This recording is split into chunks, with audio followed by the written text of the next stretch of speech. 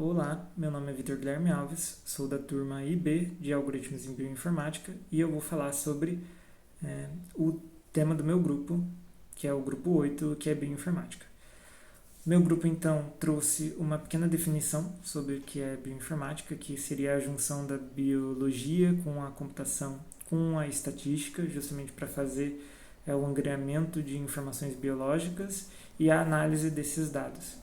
Só que isso só pode ser feito justamente se essas informações puderem ser guardadas e conseguirem ser analisadas.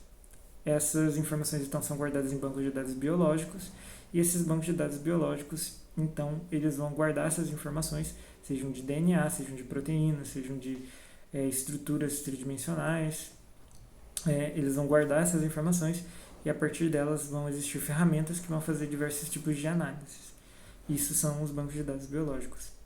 Nosso grupo também apresentou um pequeno histórico de evolução deles e dos primeiros bancos de dados biológicos. Nós falamos sobre a classificação desses bancos de dados, então sobre os bancos de dados primários, os bancos de dados biológicos secundários e os bancos de dados biológicos especializados. Os primários seriam aqueles justamente que têm as informações brutas. Os secundários são aqueles que usam dos primários para gerar outros tipos de informação e guardar essas informações. E os especializados são aqueles que justamente guardam informações de patologias ou organismos específicos. Depois disso, nós falamos como é feita a consulta de dados, então que a consulta nos bancos de dados biológicos pode ser feita por palavras-chave ou pode ser feita por similaridade.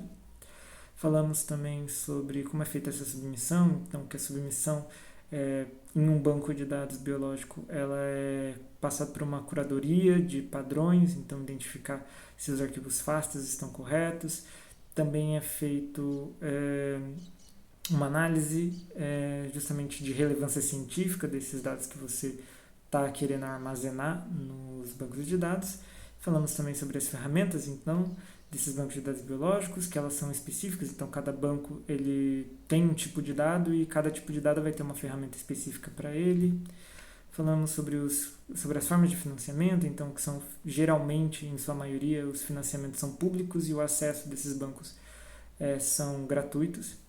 Falamos também e trouxemos um caso prático, que é um caso prático usando justamente a API do Entrez para fazer o acesso no banco de nucleotídeos e dele fazer uma contagem mesmo dos nucleotídeos ali que estão armazenados nesse banco de dados biológicos.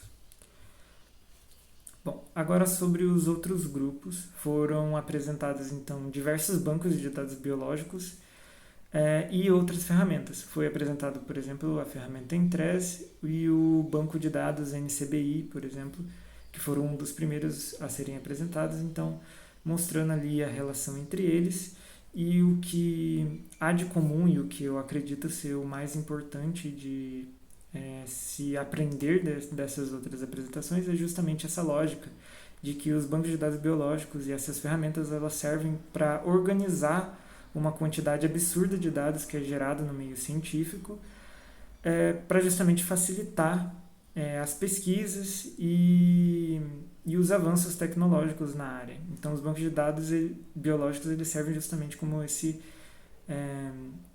grande armazenamento e esse grande facilitador do conhecimento da pesquisa científica para que nada seja perdido e para que o processo seja rápido. Agora, fazendo uma avaliação rápida do meu grupo, justamente acredito que o meu grupo tenha ido bem.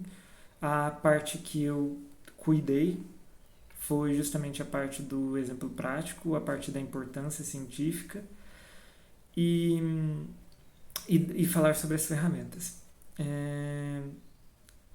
Acredito que o exemplo prático e o tema tenha sido abordado de maneira ampla e gratificante, então foi uma boa introdução até mesmo para os outros grupos. Mas um ponto negativo foi justamente a questão do tempo.